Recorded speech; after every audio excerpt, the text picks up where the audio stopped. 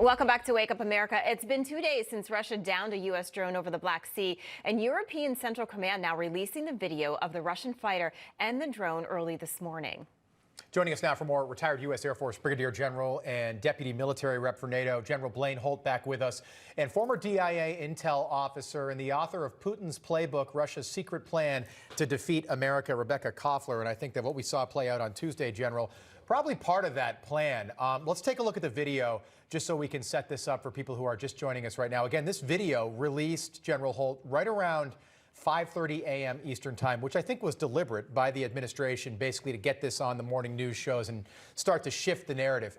Control room, if we could play the video just so everyone at home can be on the same page. General, I'm wondering what your reaction was of this video, and also how surprised were you that the administration put this out so fast?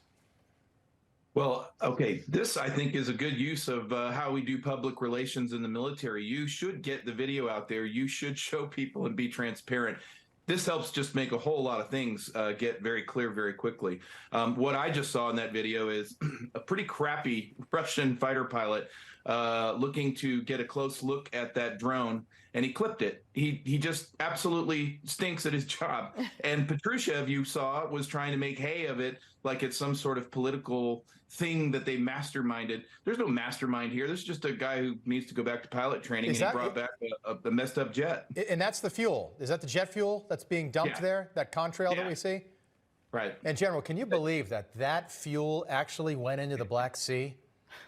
It never made it to the Black Sea, Rob. It vaporized. But I know that, because I just want to allay anybody who thinks we have a carbon disaster here. You can keep looking at Nord Stream 1 and Nord Stream 2 as your big disaster. It's not here. Okay. Yeah, well, we heard the other day, it was about the environment from the administration. Rebecca, here's the United States Secretary of Defense Lloyd Austin on where the U.S. will fly.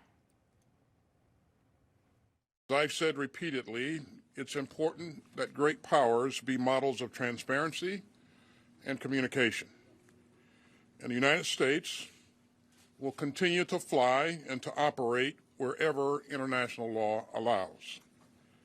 And it is incumbent upon Russia to operate its military aircraft in a safe and professional manner. Rebecca, is it wise for the U.S. to continue to fly near Crimea? And do you think Russia will attempt to do this again? Well, I'll answer the second question first. Absolutely, Russia will do it again. This is standard Putin's playbook. What he's trying to do is to intimidate the United States.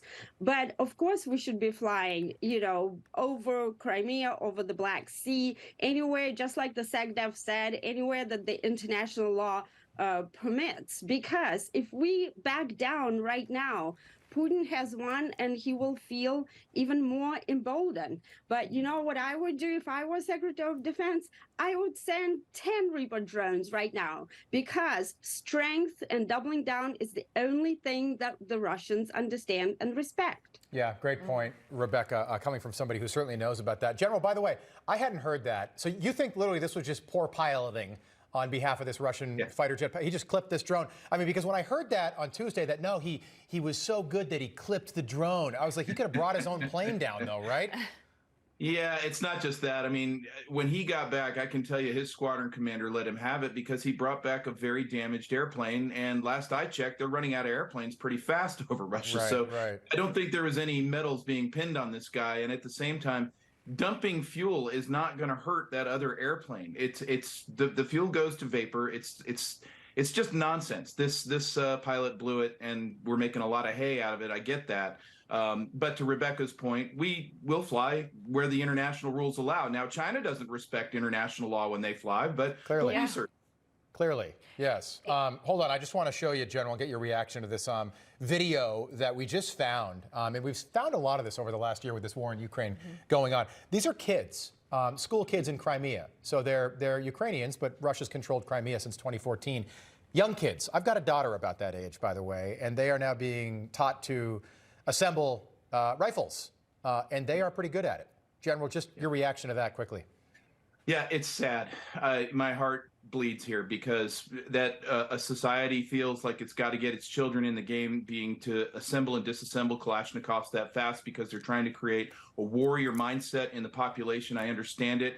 It's just indicative of we had a deterrable war.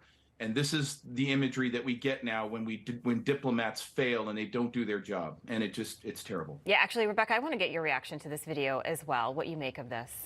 Sure. I respectfully disagree with the general. I mean, look, I grew up, in Russia, in Soviet Russia, and I was trained to assemble and disassemble AK-47, and there's no big deal, really. I think it create what Ukrainians and the Russians, try to do is to create the spirit of patriotism. And Putin is in it for the long term, and he's trying to telegraph that the entire country is behind him. And the Ukrainians are trying to do the same. And I just don't see anything wrong with teaching young kids on how to handle military hardware. Okay, General, just quickly, about 30 seconds. Before the United States was brought into World War II after Pearl Harbor, there was this narrative, at least on the part of the Germans and the Axis powers, that Americans were bloated, fat, and happy, that we were lazy. We got into World War II and changed global opinion pretty fast. Is this happening again? All this stuff about America being weak. Don't get us involved. Never count out the American people. I love what Admiral Yamamoto said to the emperor when he was trying to dissuade him from attacking the United States. We've woke up a sleeping giant. Yeah. Guns in America are like blades of grass. Wow. All right, General Blaine Holt, Rebekah Koffler, really enjoyed it this morning. Thanks for breaking that down. Good to see you, as always.